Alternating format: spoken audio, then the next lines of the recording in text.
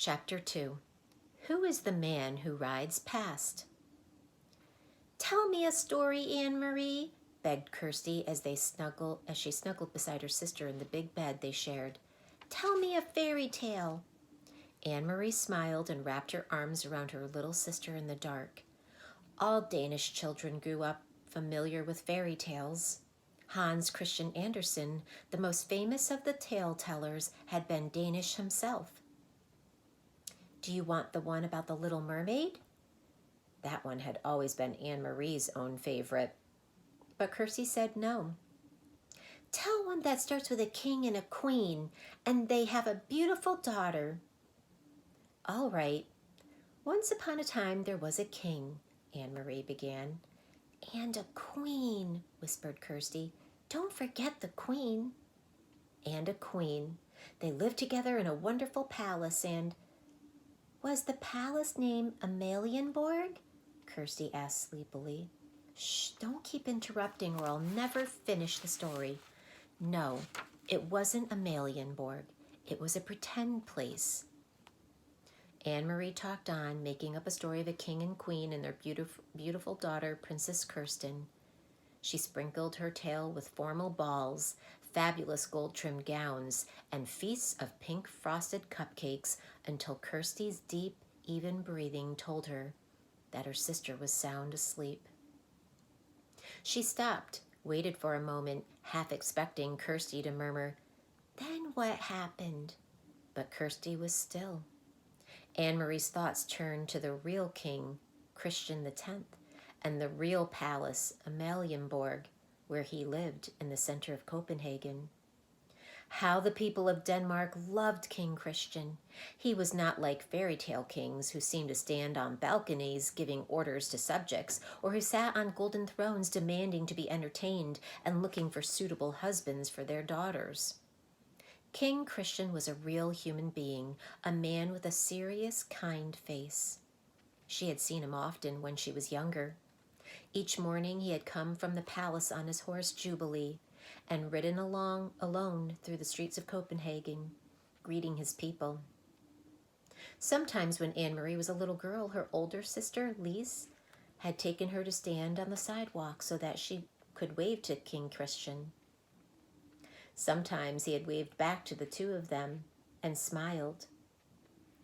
Now you are special forever, Lise had told her once, because you have been greeted by a king. Anne-Marie turned her head on the pillow and stared through the partly opened curtains of the window into the dim September night. Thinking of Lise, her solemn, lovely sister, always made her sad. So she turned her thoughts again to the king, who was still alive, as Lise was not. She remembered a story that Papa had told her shortly after the war began, shortly after Denmark had surrendered and the soldiers had moved in overnight to take their places on the corners. One evening, Papa had told her that earlier he was on an errand near his office, standing on the corner waiting to cross the street, when King Christian came by on his morning ride. One of the German soldiers had turned suddenly and asked a question of a teenage boy nearby. Who is that man who rides past here every morning on his horse? The German soldier had asked. Papa said he had smiled to himself, amused that the German soldier did not know. He listened while the boy answered. He is our king, the boy told the soldier. He is the king of Denmark. Where is his bodyguard? The soldier had asked. And do you know what the boy said? Papa had asked Anne-Marie. She was sitting on his lap. She was little then, only 7 years old. She shook her head, waiting to hear the answer. The boy looked right at the soldier and he said, All of Denmark is his bodyguard. Anne-Marie had shivered. It sounded like a very brave answer. Is it true, Papa? She asked. What the boy said? Papa thought for a moment. He always considered questions very carefully before he answered them. Yes, he said at last, it is true. Any Danish citizen would die for King Christian to protect him. You too, Papa? Yes. And Mama? Mama too. Anne-Marie shivered again. Then I would too, Pop, if I had to. They sat silently for a moment. From across the room, Mama watched them, Anne-Marie and Papa, and she smiled. Mama had been crocheting that evening 3 years ago, the lacy edging of a pillowcase, part of Lise's trousseau. Her fingers moved rapidly, turning the thin white thread into an intricate, narrow border. Lise was a grown-up girl of 18 then, about to be married to Peter Nielsen. When Lise and Peter married, Mama said, Anne-Marie and Kirsty would have a brother for the very first time. Papa, Anne-Marie had said finally into the silence, sometimes I wonder why the king wasn't able to protect us. Why didn't he fight the Nazis so that they wouldn't come into Denmark with their guns? Papa sighed. We are such a tiny country, he said, and they are such an enormous enemy. Our king was wise. He knew how few soldiers Denmark had. He knew that many, many Danish people would die if we fought. In Norway they fought, Anne-Marie pointed out. Papa nodded. They fought very fiercely in Norway. They had those huge mountains for the Norwegian soldiers to hide in. Even so, Norway was crushed. In her mind, Anne-Marie had pictured Norway as she remembered it from the map at school, up above Denmark. Norway was pink on the school map. She imagined the pink strip of Norway crushed by a fist. Are there German soldiers in Norway now, the same as here? Yes, Papa said.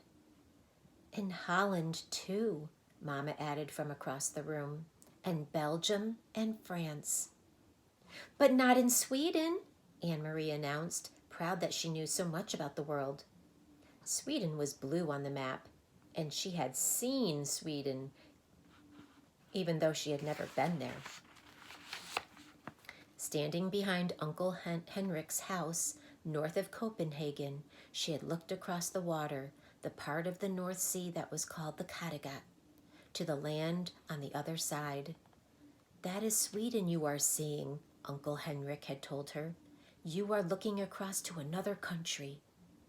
That's true, Papa had said. Sweden is still free. And now, 3 years later, it was still true. But much else had changed. King Christian was getting old, and he had been badly injured last year in a fall from his horse, faithful old Jubilee, who had carried him around Copenhagen so many mornings.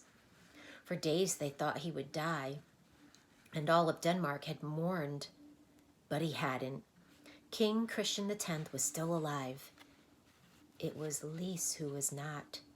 It was her tall, beautiful sister who had died in an accident 2 weeks before her wedding. In the blue carved trunk in the corner of this bedroom, Anne-Marie could see its shape even in the dark, were folded Lisa's pillowcases with their crocheted edges, her wedding dress with its hand-embroidered neckline, unworn, and the yellow dress that she had worn and danced in, with its full skirt flying, at the party celebrating her engagement to Peter. Mama and Papa never spoke of Lise. They never opened the trunk, but Anne-Marie did, from time to time when she was alone in the apartment. Alone, she touched Lisa's things gently, remembering her quiet, soft-spoken sister who had looked forward so to marriage and children of her own. Red-headed Peter, her sister's fiancé, had not married anyone in the years since Lisa's death. He had changed a great deal. Once he had been like a fun-loving older brother to Anne-Marie and Kirsty, teasing and tickling, always a source of foolishness and pranks. Now he still stopped by the apartment often, and his greetings to the girls were warm and smiling. But he was usually in a hurry, talking quickly to Mama and Papa about things Anne-Marie didn't understand. He no longer sang the nonsense songs that had once made Anne-Marie and Kirsty shriek with laughter, and he never lingered any more.